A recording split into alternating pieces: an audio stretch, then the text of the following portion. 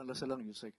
Para sa reaksyon sa patuloy na depensa ng Duterte camp kaugnay ng continuous claim that the ex-president was kidnapped. Tayo nga po yung lubhang nagtataka dahil patuloy nila itong ginagawang naratibo. At ang purpose lamang nito ay sirain at ibagsak ang imahe ng ating Pangulo. Dahil mismo si dating Pangulong Duterte ang nagsabi na siya ay willing magpa-aresto kapag nandyan ang warrant of arrest. At ito nga po ay aking nakita sa isang news kung saan Philippines Duterte says he will accept arrest if ICC issues warrant. Ito ay may date na March 10, 2025 at itong salaysay na ito ay nakuha pa nung siya ay nasa Hong Kong. So alam niya na magkakaroon ng pagsisilbi ng warrant of arrest. At ito pa ang sinabi niya, and I quote, assuming it's, referring to warrant, assuming it's true, why did I do it? For myself, for my family, for you and your children, and for our nation. If it is truly my fate in life, it's okay. I will accept it. They can arrest me, imprison me. He was not scared of the ICC and told it to hurry up on its investigation. So, papaano nilang masasabing may kidnapping kung mismo ang dating Pangulong Duterte ay handang magpa-aresto kapag ang warrant of arrest ng ICC ay nandyan na? Salamat po, Yusek. Susunod pong magtatanong, Ivy Reyes, Bilyonaryo. Hi, Isa. Good morning. Political scientist Antonio Contreras said that if the elections were held today, a Leni presidency endorsed by PBBM could defeat Vice President Sara Duterte.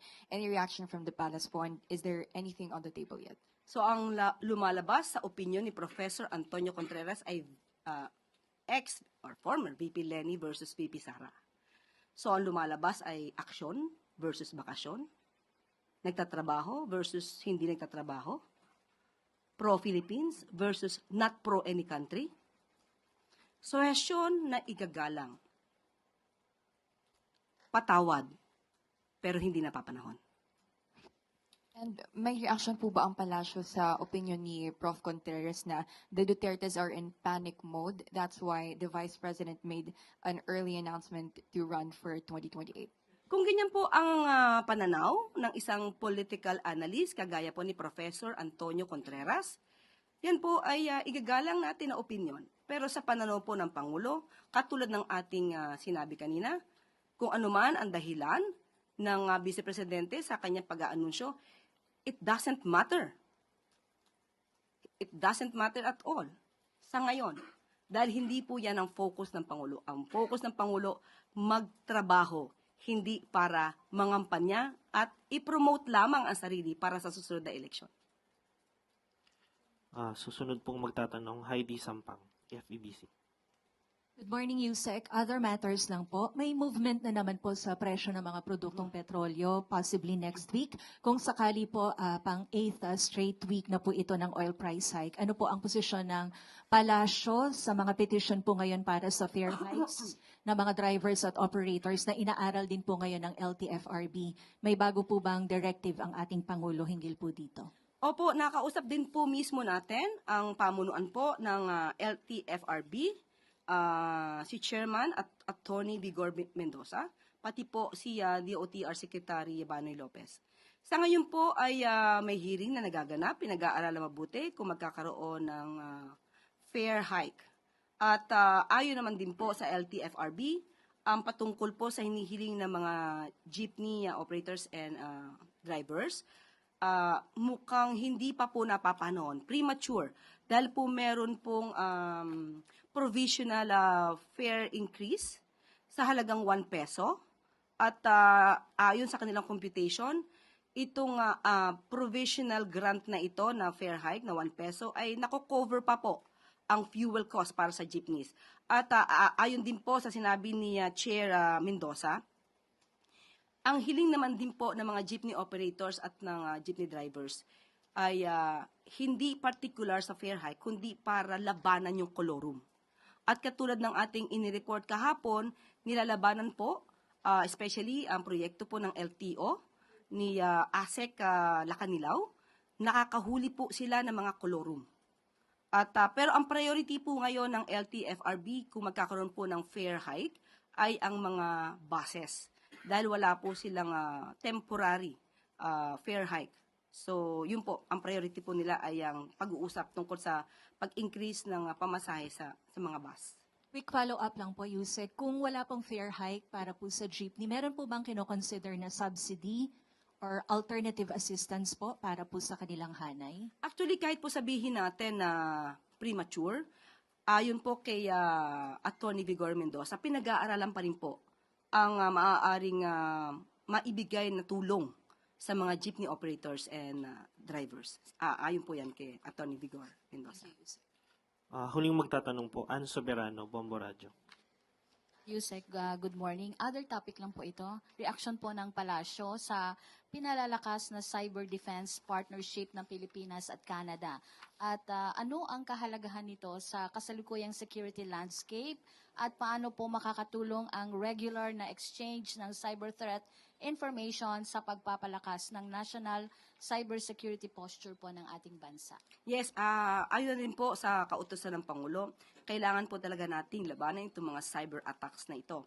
At dahil po dito, ang sabi po ni ASEC Arsenio Andulong, ang pagkakaroon po ng cyber defense partnership with Canada and Japan ay para po paigtingin yung kolaborasyon ng bansa sa ating bansa mismo, ang ibang bansa sa ating bansa. At lalo na po ang Canada po, ang bansang Canada po ay may extensive na kaalaman, mas malalim na kaalaman patungkol po sa cyber defense mechanisms or measures. At plano po ito na gawing taon-taon na po. At yung mga cyber security threats na kanilang tututukan, akin pong babanggitin, nandito po ang state-sponsored attacks and espionage, foreign interference and misinformation, ransomware and data breaches, critical infrastructure protection, talent and infrastructure gaps. So, evolving po kasi yung mga cyber threats. So, kaya dapat patuloy po na nagbibigayan, nagpapalitan ng kaalaman para po mas maproteksyonan ang bansa sa mga cyber attacks na tulad nito. So, ibig sabihin, Yusek, ito po yung magiging focus, ito po yung magiging pakatutukan ng administrasyon. Yung mga nabanggit nyo. Opo, kailangan po kasi medyo lumalala po, lalo-lalo na po ang mga misinformation. Nagagamit po ito at nagiging biktima po ang ating mga inosenteng kababayan. Salamat, Yusek. Yun na po ang huling tanong, Yusek. Maraming yes. Yusek, update lang namin, or may we confirm if magdetake na ng oath this afternoon si Attorney Melvin Matibag as NBI Chief, and will the President administer the oath himself? Ibibigay ko po sa inyo yung update pagkatapos po ng briefing. Ma'am, update lang, baka may reason kung bakit siya. May reason na inaibigay bakit si Attorney Melvin yung inassign as NBI Chief? Ibibigay ko po ang update pagkatapos po ng briefing. Yes. Yusek, as we know, ma'am, the confirmation of charges hearing is set this coming Monday on February 23 and related to the case of former President Duterte. May we know, ma'am, if President Marcos will be monitoring the ICC proceedings? Hindi po kailangan mag-monitor ng Pangulo. Ang sabi nga po natin, ang minomonitor po ng Pangulo ay yung interest po ng ating bansa. Kung meron po mangyayari sa hearing, ito po ay personal na po kay dating Pangulong Duterte. At tatandaan po natin na ang mga nagsampa po ng kasong to ay kapwa natin Pilipino. Pilipino nagsampa ng kaso, nirereklamo, ay kapwa natin Pilipino. Hindi po imo-monitor, pero syempre kailangan po maging updated ang Pangulo sa lahat na nangyayari. Dahil mga kapwa Pilipino natin ang nasasangkot dito. Yes. Dagdag ko po sa tanong, merong mga ginagawang fundraising ngayon para sa mga complainants na hindi makakapunta doon sa the Netherlands considering na hindi nila kaya yung pamasahe. Will the government assist them? Sa ngayon po, ang huli kong pagkakaalam, hindi po ako updated sa ngayon. Pero ang huli ko pong pagkakaalam, according to DOJ, dahil po Pilipino po ang complainants sa nasabing kaso, sila po ay poproteksyonan at tutulungan. Up to the what extent, bibigyan ko po kayo ng update at tatanungin ko po ang pinakahuli na maaari nating ibigay na impormasyon patungkol dyan. Yun na po huling tanong, Yusek. Maraming salamat.